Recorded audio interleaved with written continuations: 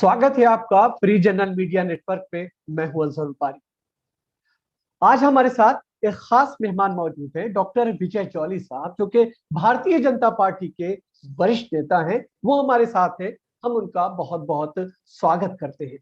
देश में इस वक्त कोरोना महामारी है, वो पूरी तरह से अपने पैर धीरे धीरे और ज्यादा पसारती हुई जा रही है, जिसका नतीजा ये हो रहा है कि बड़ी संख्या में लोग मर रहे हैं। अस्पतालों में बेड की कमी हो गई है, साथ ही साथ ऑक्सीजन न मिलने की वजह से भी हर तरफ लोग त्राहिमाम त्राहिमाम नजर आ रहे हैं। आखिर इस समस्या से कैसे बचा जाए, इस महामारी से किस तरह से निकला जाएगा, सरकार के पास क्या कुछ प्लान है? अब वो तमाम चीजें आज हम जानने की कोशिश करेंगे कि आखिर इसकी जिम्मेदारी किसकी बनती है, कौन है कि जिसकी वजह से ये तमाम चीजें आज इस स्थिति में पहुंची है। और जिस तरह से सुप्रीम कोर्ट ने ये पूछा है कि आखिर क्या ये नेशनल इमरजेंसी नहीं है, और नहीं है तो आखिर क्यों नहीं है, ये सवाल जो है सुप्रीम कोर्ट की तरफ से किया गया है। हालांकि हम आपको बताएं कि मद्रास हाई कोर्ट ने पिछले दिनों जिस तरह का सख्त रुख अपनाया था और साफ तौर पर यह कहा था कि आखिर जो इलेक्शन कमीशन है, क्यों ना उसे हत्यारा माना जाए, क्यों ना उसके ऊपर हत्या का केस जो है चलाया जाना चाहिए। एक बात सख्त टिप्पणी की थी, फटकार लगाते हुए ये बात कही थी मद्रास हाई कोर्ट ने। तो ये तमाम तरह की चीजें हैं, क्योंकि इस वक्त जो है साफ तौर पर ये कहा जा सकता है कि कोरोना ने पूरी तरह से भारत को अपने गिरफ्त में जकड़ लिया है। तमाम चीजें हैं, कैसे निकलना है, इन तमाम सवालों को हम जानने और समझने की कोशिश करेंगे। साथ ही साथ ये भी हम जानने की कोशिश करेंगे कि आखिर वैक्सीन के दाम को लेकर के किस तरह की राजनीति हो रही है। क्या ये राजनीति है या सही मानों में सरकार को इस पर सोचने की जरूरत है? तो जॉली जी, आपका बहुत बहुत स्वागत है। धन्यवाद। जॉली जी, सबसे पहले हम आपसे यही जानना चाहेंगे कि अगर आपसे ये समझना चाहें, हालांकि सुप्रीम कोर्ट में भी इस मामले पे सुनवाई हुई है और सुप्रीम कोर्ट ने साफ तौर पर ये पूछा है कि क्या ये नेशनल इमरजेंसी है या नहीं, लेकिन अगर ताजा स्थिति हम आपसे जानना चाहें, समझना चाहें, आखिर क्या है इस वक्त ताजा स्थिति? एक तो मैं सबसे पहले आपका धन्यवाद करना चाहता हूं कि आपने भारत की इस त्रासदी के ऊपर आज का डिस्कशन रखा, और ये सामयिक भी है। आज चारों तरफ एक भय का वातावरण है, एक फियर साइकोसिस प्रिवेल कर रहा है। किसी को घर में बैठे बुखार होता है, बुखार के बाद डॉक्टर के पास जाते हैं, डॉक्टर उनका टेस्ट करवाने के लिए बाध्य करते हैं। टेस्ट की रिपोर्ट जो पहले 24 घंटे में आती थी, अब 4-4 दिनों के बाद आती है। और जब उसके अंदर कुछ टेस्ट रिपोर्ट के अंदर लंग्स के अंदर, गले के अंदर, शरीर के अंदर कुछ कमियां पाई जाती हैं और उनको कोरोना संक्रमित बताया जाता है, तो आदमी के छक्के छूट जाते हैं, चाहे वो अमीर हो और चाहे वो गरीब हो। इस भयंकर महामारी जिसकी चपेट में आज तक पूरे भारत में 1,92,000 लोग प्रलोक सिधार चुके हैं, कोरोना के बारे में सोच के रातों की नींद गायब हो जाती है। और ऐसे समय जब मैं तो कम से कम दिल्ली की चरमराती और ठप स्वास्थ्य सेवाओं का जिक्र करता हूं, जब टीवी स्क्रीन्स के ऊपर लोगों को चीखते चिल्लाते हाहाकार करते देखता हूं, हॉस्पिटल बेड्स की कमी के नाते लोगों को बार बार फोन करते अपने टेलीफोन पर सुनता हूं, हॉस्पिटल्स के अंदर आईसीयू बेड्स, वेंटिलेटर्स की अप्रत्याशित मांग के लिए लोगों को गिड़गिड़ाते सुनता हूं, और उसके बाद जो लोग ठीक हो जाते हैं, लेकिन जो लोग ठीक नहीं होते, उनकी लाशों को कब्रिस्तानों के बाहर और शमशान भूमि के बाहर इंतजार की लंबी कतारों को देखकर मन दुखी हो जाता है। मैं इस मुद्दे के ऊपर राजनीति नहीं करना चाहता हूं, क्योंकि अभी कल ही 26 अप्रैल 2021 तक 3,52,000 नए कोरोना के केस और मरीज पूरे भारतवर्ष के अंदर सामने आए, और कल मरने वालों की संख्या 2,800 के करीब एक दिन की रही। ये परिस्थितियां भयंकर हैं, बिल्कुल, लेकिन इन भयंकर परिस्थितियों में से भी हम विजयी होकर निकलेंगे। जैसे कोरोना महामारी के पहले चरण 2020 मार्च के अंदर जब भारत में कोरोना शुरू हुआ, मार्च में जिस प्रकार से लॉकडाउन हुआ, जिस प्रकार से सरकारों ने अपने तंत्र को चुस्त और दुरुस्त करने की कोशिश करी, शायद उसी के चलते जनवरी 2021 तक सभी सरकारें, चाहे वो किसी भी पार्टी की रही हो, सबने ये मान लिया था कोरोना ऑन डिक्लाइन। इसलिए जो जो व्यवस्थाएं की गई थी, उन सब व्यवस्थाओं को धीरे धीरे नेस्तना नबूद करते गए। लेकिन फरवरी 2021 के बाद जिस प्रकार से कोरोना महामारी ने सर उठाया है, हम सब लोग उससे त्रस्त हैं, घबराए हुए हैं, डरे हुए नहीं हैं।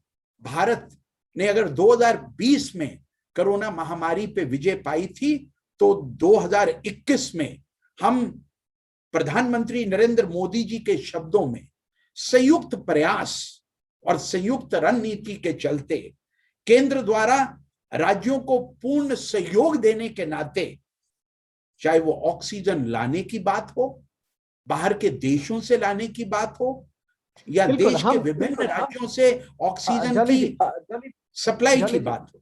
जली जी, हम इस पे आएंगे, लेकिन उससे पहले चूंकि जिस तरह से आपने बताया कि ये एक मुश्किल वक्त है, और ऐसे मुश्किल वक्त में आखिर सरकार का प्लान क्या है? क्योंकि 2019 और 20 में जब ये पैंडेमिक शुरू हुआ था, तो उस वक्त जिस तेजी के साथ सरकार ने तमाम चीजों को कंट्रोल किया, और अब जिस तरह की तमाम चीजें हो रही हैं और जिस बड़े पैमाने पर लोगों की मौत हो रही है अस्पताल में, जैसा आपने बताया कि बेड की कमी है, ऑक्सीजन नहीं मिल पा रहा है लोगों को, आखिर सरकार किस तरह से इस मुश्किल वक्त से निपटने के लिए रणनीति बना रही? देखिए, मैं सबसे पहले तो आपके इस इंटरव्यू के माध्यम से स्पष्ट कर देना चाहता हूं, भारत के अंदर स्वास्थ्य सेवाएं, हेल्थ से रिलेटेड इश्यूज स्टेट सब्जेक्ट माने जाते हैं।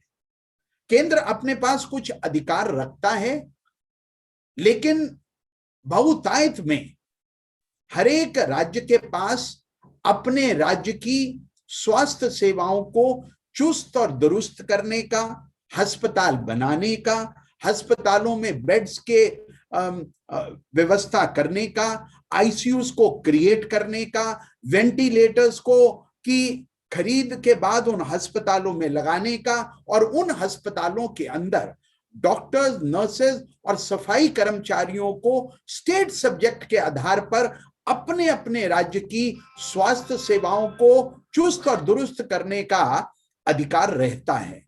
मैं ये नहीं कहता हूं कि सेंटर की इसमें भूमिका नहीं रहती है। सेंटर इवैल्यूएट करता है, और ग्राउंड जीरो लेवल से दिल्ली में कब कितना ऑक्सीजन मीट्रिक टन चाहिए, वो दिल्ली की सरकार और दिल्ली के स्वास्थ्य अधिकारी ही आकलन कर सकते हैं।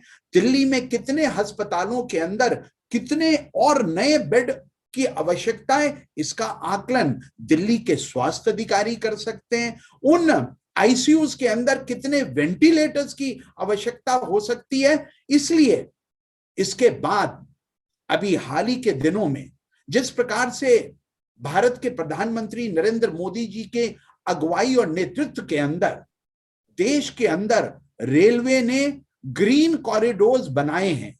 ग्रीन कॉरिडोर्स का मतलब, अगर उड़ीसा से ऑक्सीजन के जो सिलेंडर्स हैं, जो बड़े बड़े ट्रक्स हैं, अगर उनको दिल्ली तक लाना है तो बिना व्यवधान के, बिना रुके हुए 24 घंटे ट्रेन के द्वारा ग्रीन कॉरिडोर्स बनाकर देश के अंदर ऑक्सीजन की जो अप्रतिशत कमी है और विशेष तौर से भारत की राजधानी दिल्ली में है, उसको पूरा करने की कोशिश करी है। और अभी सुप्रीम कोर्ट के माध्यम से एक तथ्य जो सामने आया, देश के प्रधानमंत्री ने एक जो फंड बनाया था, प्राइम मिनिस्टर केयर्स फंड, उसके तहत दिल्ली सरकार को दिसंबर 2020 को 8 नए ऑक्सीजन प्रोडक्शन प्लांट्स को बनाने के लिए पैसा भी आवंटित कर दिया गया था। लेकिन अभी अप्रैल 2021 बीत जाने के बाद भी और इतनी कोरोना महामारी और ऑक्सीजन कमी के चलते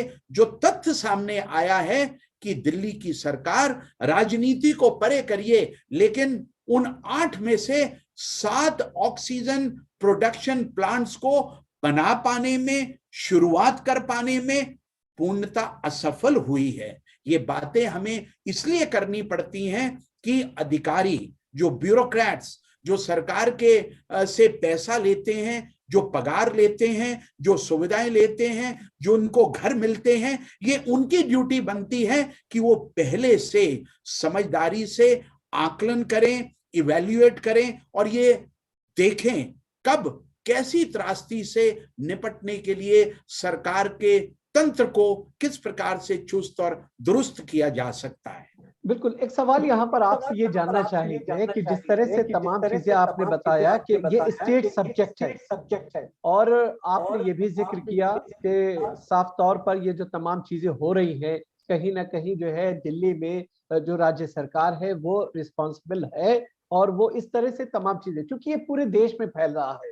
आपसे हम ये जानना चाहेंगे कि आखिर सीधे सीधे आपने ये, आप एक तरफ ये कह रहे हैं कि हम इस पे राजनीति नहीं कर रहे हैं, फिर आप जो है दूसरी तरफ ये भी कह रहे हैं कि नहीं, इसके लिए दिल्ली सरकार जिम्मेदार है।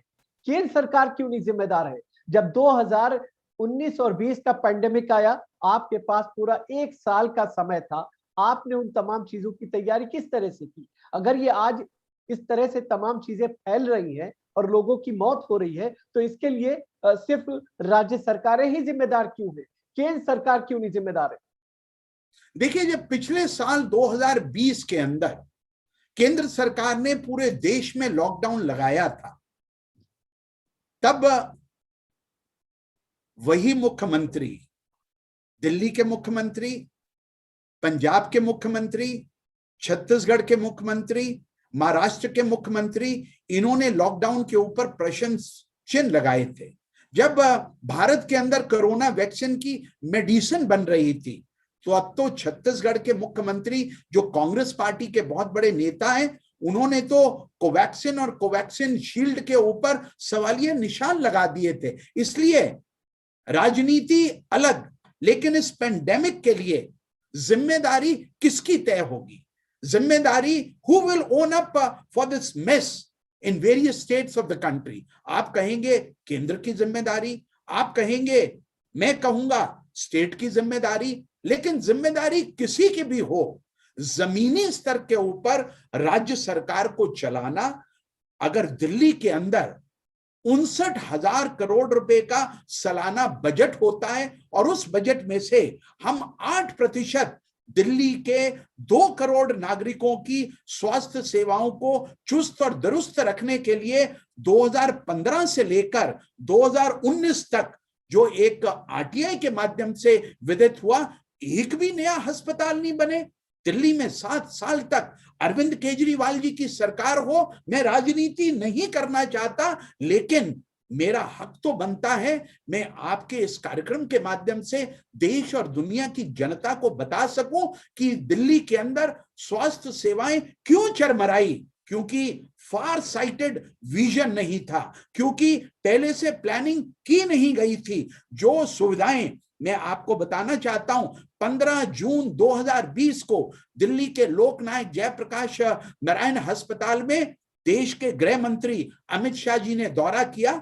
मैंने अभी मीडिया पर भी दिखाया उसको, लेकिन दिल्ली के मुख्यमंत्री ने उनके साथ जाना भी गवारा नहीं समझा, क्योंकि शायद अगर वो चले जाते तो दिल्ली के मुख्यमंत्री केजरीवाल जी को लगता उनके हाथ से कोई एक पब्लिसिटी का एक एंगल निकल गया। जब तक हम दलगत राजनीति को पीछे नहीं छोड़ेंगे, हमारे मन में प्रधानमंत्री की वो बात नहीं आएगी। संयुक्त प्रयास करना है, संयुक्त रणनीति बनानी है, जनता के हित में बनानी है। उसके अंदर कोई भाजपा, कोई आम आदमी पार्टी, कोई कांग्रेस पार्टी, कोई समाजवादी पार्टी के नेताओं ने और मायावती जी ने और अखिलेश ने तो यूपी में कहा था हम ये टीका भी नहीं लगवाएंगे, ये टीका तो भारतीय जनता पार्टी के शासनकाल में बना है।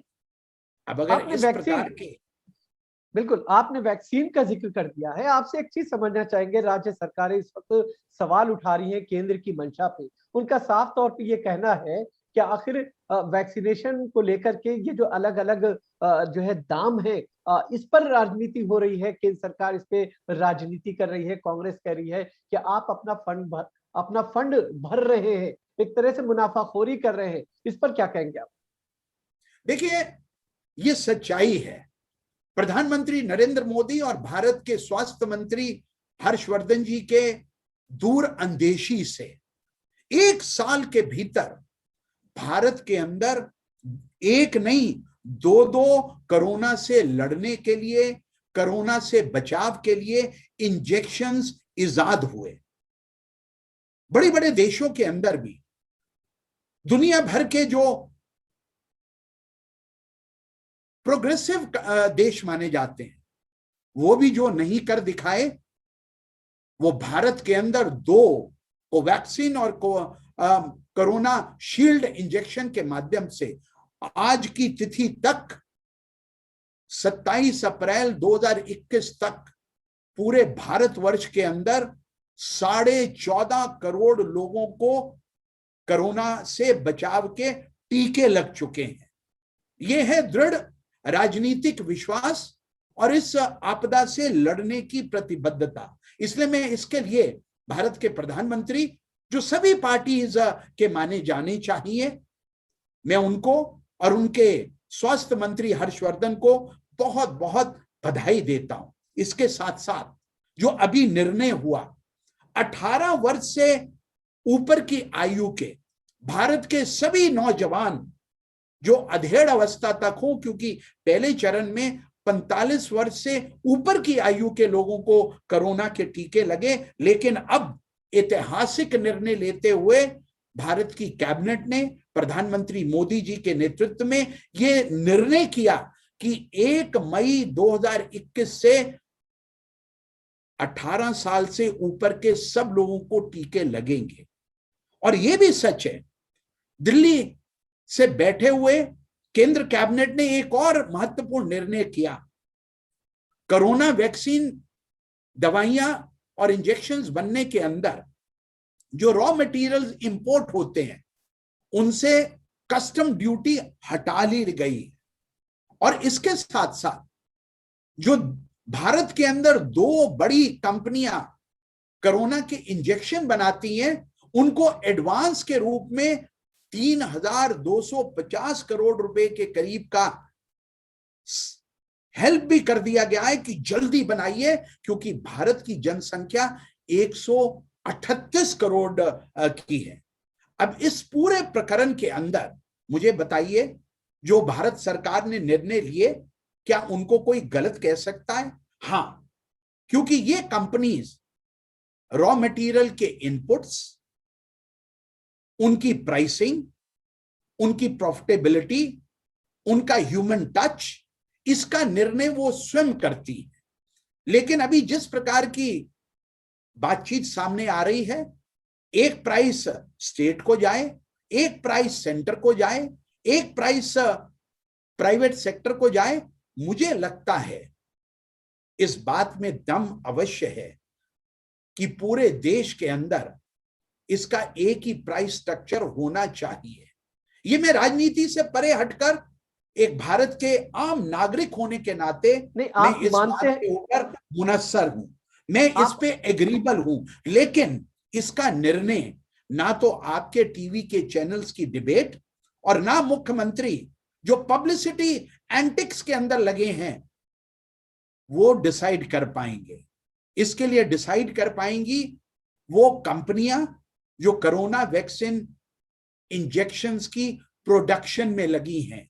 इसलिए उनसे बातचीत हो, उनसे डायलॉग हो, उनका पूरा pricing structure threadbare public domain में उसके ऊपर चर्चा हो। और मुझे लगता है कोई इस कोरोना महामारी में ना तो सेंटर जो दवाइयों की बात और उनपे आरोप लग रहे हैं वो बेबुनियाद हैं। अगर 50% इंजेक्शन सेंटर ने अपने पास रखने की बात की है तो वो इंजेक्शन भी सेंट्रल नेताओं को लगने वाले नहीं है। तो जहां जहां पर उन इंजेक्शंस की जरूरत होगी, कोरोना के ज्यादा मरीज होंगे, कोरोना की ज्यादा भयंकर स्थिति होगी, वहां पर केंद्र राज्यों को उनके रिसोर्सेस के अंदर इजाफा करते हुए उनकी सहायता भी करेगा। ये भी सच्चाई है। महाराष्ट्र को जल्दी जी एक सवाल यहाँ पर आपसे ये जानना चाहेंगे, जो आप क्या ये मानते हैं कि वैक्सीनेशन के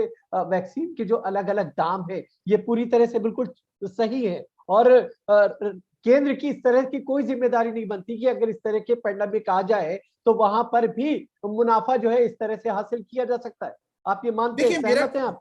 मैंने बिल्कुल साफ तौर पे एक भारत के नागरिक होने के नाते ये कहा, अगर दिल्ली के अंदर 250 रुपए का अस्पताल में इंजेक्शन लगता है तो महाराष्ट्र या गोवा या मणिपुर के अंदर लॉजिस्टिक्स को देखकर, भाड़ा देखकर, पैकिंग देखकर, कितना समय वहां पहुंचने को देखकर, इन सभी लॉजिस्टिक्स को समय अनुसार प्रोडक्शन कंपनीज को अवलोकन करना चाहिए। भारत रिस्ट्रिक्टेड ट्रेड प्रैक्टिसेस की कंट्री नहीं है। भारत के अंदर बाजार के अंदर आलू किस दाम पे बिकेगा ये सेंटर या स्टेट तय नहीं करता। ये कितनी खाद पड़ी, कितना पानी पड़ा, कितनी सरकार की किसान की जिम्मेदारी लागत क्या लगी, है? ये वो तय करती हैं चीजें। इसलिए सरकार की ये जिम्मेदारी क्या है? ट्रेड प्रैक्टिसेस के अंदर सरकार की जिम्मेदारी निल है। Let's be very Frank about it. सरकार रेगुलेट करा सकती है, मोटिवेट करा सकती है, एक्सेलरेट करा सकती है, ब्लैक मार्केटिंग को रोक सकती है, जहां पर कमी हो उस कमी को पाट सकती है, सहायता दे सकती है, पैसे और फंड्स का आवंटन कर सकती है, लेकिन उसको रेगुलेट ग्राउंड जीरो लेवल पर महाराष्ट्र में महाराष्ट्र की सरकार करेगी, मणिपुर में मणिपुर की सरकार करेगी, राजस्थान के अंदर राजस्थान की सरकार करेगी, दिल्ली के अंदर दिल्ली की सरकार करेगी। अगर आप कहेंगे कि नहीं ये सब कुछ भी डिसेंट्रलाइज्ड डेमोक्रेटिक स्ट्रक्चर के अंदर केंद्र की जिम्मेदारी है, तो केंद्र तो बता सकती है, समझा सकती है, बैठक बुला सकती है, फंड्स अलॉट कर सकती है, स्टेट्स को ज्यादा प्रोडक्शन करने के लिए उद्वेलित कर सकती है, लेकिन प्राइस क्या होगी इसके ऊपर अगर सेंटर ने अंकुश लगाना शुरू किया तो बहुत सी चीजों पे अंकुश लगेंगे। वाक्य पटुता पे भी अंकुश लगेगा, राजनीतिक कार्य क्षमता पे भी अंकुश लगेगा, और कल को आप कहेंगे सुप्रीम कोर्ट और हाई कोर्ट्स किस प्रकार की जजमेंट और टीका टिप्पणियां करते हैं उन पर भी अंकुश लगेगा। एक सवाल आपसे ये भी जानना चाहेंगे, चूंकि मद्रास हाई कोर्ट ने चुनाव आयोग को कटघरे में खड़ा किया है, साफ तौर पे उसने ये कहा कि क्यों ना आपके ऊपर हत्या का मामला जो है चलाया जाना चाहिए, आप चाहते तो इस फैलाव को रोका जा सकता था। यानी चुनाव की जो तारीखें, जो 5 राज्यों में चुनाव चल रहे थे, उन 5 राज्यों के चुनाव को लेकर के जो है तारीखों पर विचार किया जाना चाहिए था, लेकिन आपने ऐसा कुछ नहीं किया। और जो कोविड को लेकर के रूल्स और रेगुलेशंस बनाए गए हैं उनका पालन आपने नहीं कराया है। इसके लिए आप किसको जिम्मेदार मानते हैं? देखिए, मेरा यह मानना है कि भारत के अंदर भारत के 3 शासन के लोकतंत्र के अंग हैं। एक अंग है भारत की विधायिका, जिसके अंदर स्टेट असेंबलीज और सेंट्रल पार्लियामेंट आती है। कानून वो बनाते हैं। अब उन कानूनों का पालन करवाने के लिए ब्यूरोक्रेटिक स्ट्रक्चर उन कानूनों को, उन निर्णयों को लागू करता है। और तीसरा स्ट्रक्चर भारत की कानून व्यवस्था है। जो कानून बने हैं, क्या उन कानूनों के पैरामीटर्स के अंदर अनुपालन हो रहा है। जो भारत के अंदर आज तक पद्धति रही है, एक दूसरे के डोमेन के अंदर दखल अंदाजी नहीं की जाए, ये एक जर्नल प्रैक्टिस भारत के अंदर सर्वमान्यता मानी गई है। जो हाई कोर्ट ने अपना 2 दिन पहले वक्तव्य दिया है, वो स्टेटमेंट है। वो कानून के दायरे के तहत कोई इलेक्शन कमीशन ये तय करता है देश के लोकसभा के चुनाव कब होंगे। इलेक्शन कमीशन इंडिपेंडेंटली तय करता है राज्य के चुनाव कब होंगे, लेकिन किन परिस्थितियों में होंगे, लॉ एंड ऑर्डर क्या होगा, हेल्थ रिक्वायरमेंट्स क्या होंगी, बाहर से कितना थ्रेट है, लोकल लेवल पर कितने पीसफुली मतदाताओं को चुनाव में अपने मतदान का उपयोग करना होगा, इस सब को देखने की जिम्मेदारी इलेक्शन कमीशन की रहती है। मैं विधायिका और मैं तीसरा जो स्तंभ है, जो हाई कोर्ट और सुप्रीम कोर्ट का है, उसके वाद विवाद में नहीं जाना चाहूंगा। नहीं तो सुप्रीम कोर्ट, लेकिन इतना मैं अवश्य कहूंगा, 7 फेज बीत जाने के बाद हाई कोर्ट का ये स्टेटमेंट अनमाना सा लगता है। अगर पहले दिन ही तमिलनाडु के चुनावों से पहले मद्रास हाई कोर्ट ने स्यू मोटो लेकर ऐसी टिप्पणी कर दी होती, तो मुझे लगता है इलेक्शन कमीशन भी और भारत के राजनेता भी उनके पैर ठिठक जाते।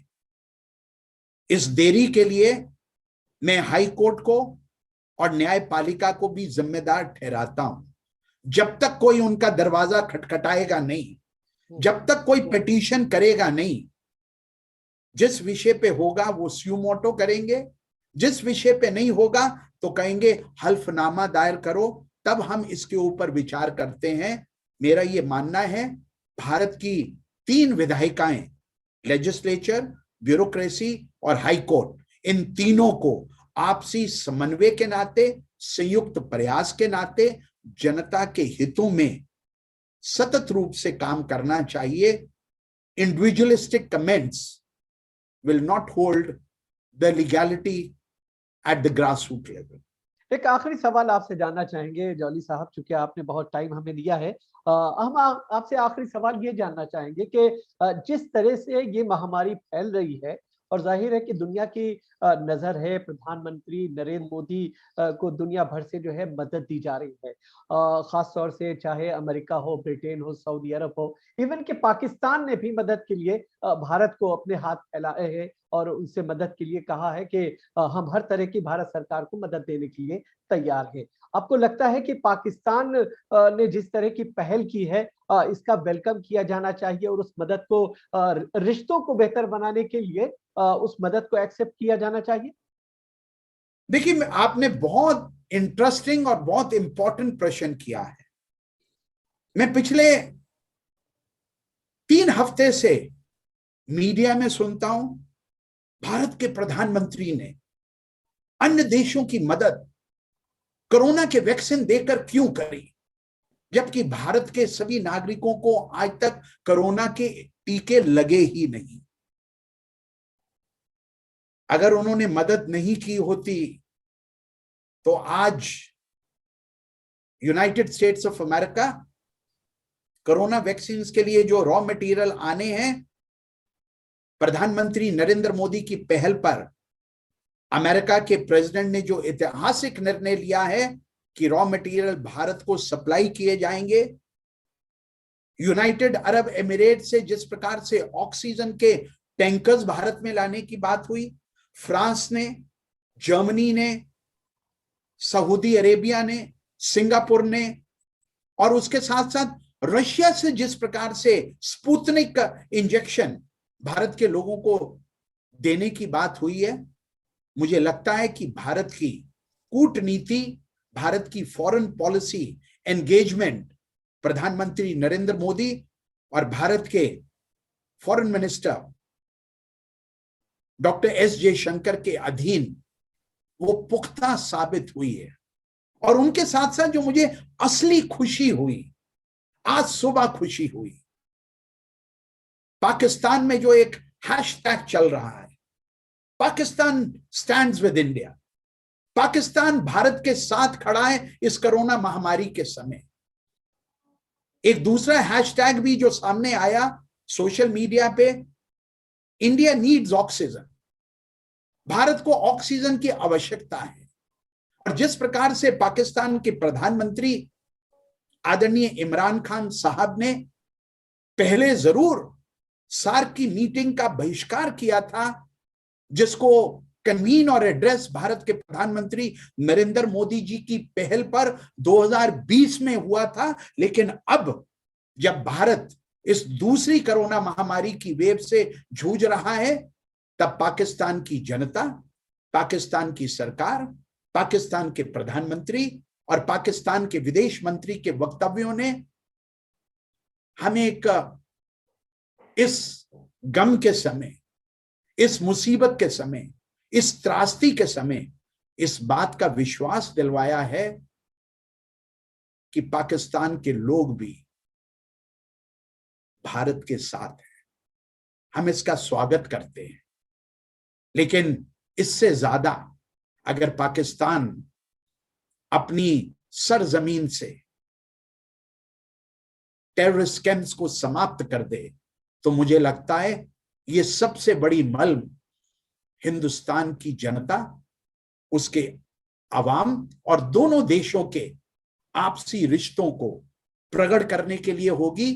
अभी कुछ ही सप्ताह पूर्व पाकिस्तान के इकोनॉमिक अफेयर्स कमेटी ने एक सुझाव दिया था, भारत से पाकिस्तान में कॉटन को, स्पाइसेस को इंपोर्ट किया जाए। लेकिन प्रधानमंत्री इमरान खान साहब ने राजनीतिक परिचालन के चलते अपनी ही सरकार के उस ऑफर को ठुकरा दिया था। भारत हमेशा पाकिस्तान के साथ दोस्ती के रिश्ते चाहता है। मेरे पिता जो आज 93 वर्ष के हैं, अमृतलाल जौली, वो 1947 में पाकिस्तान से आए थे। वो हर दिन पाकिस्तान की बेहतरी के लिए, पाकिस्तान की खुशहाली के लिए मेरे घर में मुझसे बात करते हैं। जब मैंने भारत के प्रधानमंत्री नरेंद्र मोदी जी को 2015 में पाकिस्तान का अनशेड्यूल्ड दौरा करते देखा, वहां की सरकार से हाथ मिलाते, वहां के प्रधानमंत्री से दोस्ती का हाथ बढ़ाते हुए शांति की बात कही, मुझे लगता है ये कोरोना महामारी हम दोनों देशों के संबंधों में जो दरार पड़ी है, और वो दरार जो ह्यूमैनिटी के अगेंस्ट काम करने वाले जो हथियार उठाकर खून किसी का भी बहे, चाहे वो पाकिस्तानी का बहे, चाहे वो भारत का बहे, वो खून इंसानियत का बहता है। हमें हथियारों को पीछे छोड़कर दिल से दिल को, हाथ से हाथ को, दिमाग से दिमाग को, एक दूसरे की जनता जो दोस्ती चाहती है, जो संबंधों के अंदर जो गर्माहट है उसको ठंडा करना चाहती है, उसका बीड़ा पाकिस्तान की सरकार अगर वास्तव में ऐसा चाहती है तो उसको आतंकवाद को नेस्तना नबूद करना पड़ेगा। जो आतंकवादी ठिकाने भारत के खिलाफ पाकिस्तान की सरजमीन से जिनको यूज और मिसयूज किया जाता है, उसको पाकिस्तान के अवाम के कॉल के ऊपर पाकिस्तान की सरकार खत्म करे। दोनों देश हाथ से हाथ मिलाकर कोरोना महामारी के समय जनता का, अवाम का, उनके हितों का, उनके स्वास्थ्य की रक्षा कर सकें। ऐसी भारतीय जनता पार्टी के एक फुट सोल्जर होने के नाते मेरी भी कामना है। मैं पाकिस्तान के इस गुडविल जेस्चर को सलाम करता हूं। प्रणाम करता हूं, नमस्कार करता हूं और आशा करता हूं आगे आने वाले दिनों के अंदर भारत को पूरे दुनिया के देशों ने जिस प्रकार से आज त्रासदी के समय सहयोग किया है, वैसे ही भारत इस दुनिया को वासुदेव कुटुंबकम की अवधारणा के ऊपर, ये पूरी दुनिया एक है, हम सब बहन और भाई हैं।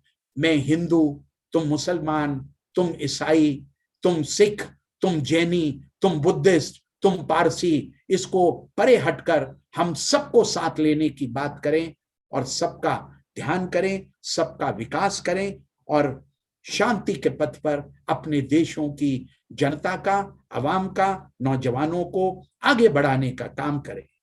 बहुत बहुत शुक्रिया विजय जॉली जी, आपने विस्तार से बातचीत की, तमाम मुद्दों पर खुल करके आपने बातचीत की, बहुत बहुत शुक्रिया। लेकिन जाने से पहले हम बताएं कि मद्रास हाईकोर्ट ने जो फैसला खासतौर से जो फटकार लगाई थी चुनाव आयोग को लेकर के, तो चुनाव आयोग ने अब उस पर यह फैसला लिया है कि इलेक्शन कमीशन ने ये कहा है कि अभी फिलहाल असम के लिए ये बात सामने आ रही है जिसमें ये कहा जा रहा है कि वहां पर विजय जुलूस नहीं निकाला जाएगा, ये इलेक्शन कमीशन की तरफ से कहा गया है। जी, मैं अपनी बात को समाप्त करूं जी, तो मैं आपके इस कार्यक्रम के माध्यम से चंद पंक्तियां जरूर कहना चाहता हूं। बिल्कुल। दिल बहलाने के लिए घर में वजह है काफी। जी, दिल बहलाने के लिए घर में वजह है काफी, यूं ही गलियों में भटकने की जरूरत क्या है। यूं ही गलियों में भटकने की जरूरत क्या है, बेवजह घर से निकलने की जरूरत क्या है। बेवजह घर से घर से निकलने की जरूरत क्या है। निकलने की जरूरत क्या है, मौत से आंखें मिलाने की जरूरत क्या है। कोरोना के चलते जी, मौत से आंखें मिलाने की जरूरत क्या है। सबको मालूम है बाहर की हवा है कातिल। सबको मालूम है बाहर की हवा है कातिल, यूं ही कातिलों से उलझने की जरूरत क्या है। घर में रहें, मास्क सेफ। लगाएं, दूरी बनाएं, अपने आप को सुरक्षित रखें। ये मेरी सबसे प्रार्थना है आपके इस कार्यक्रम के माध्यम से। बहुत बहुत शुक्रिया डॉक्टर विजय जॉली, आपने विस्तार से बातचीत की। लेकिन जाने से पहले हम अपने तमाम दर्शकों से ये गुजारिश करेंगे कि अगर आपने फ्री जनरल मीडिया नेटवर्क को सब्सक्राइब नहीं किया है तो आप पहले इसको सब्सक्राइब करें, इसके वीडियोस को लाइक और शेयर करें। तो आज के प्रोग्राम में फिलहाल इतना ही, इजाजत दीजिए, आदाब।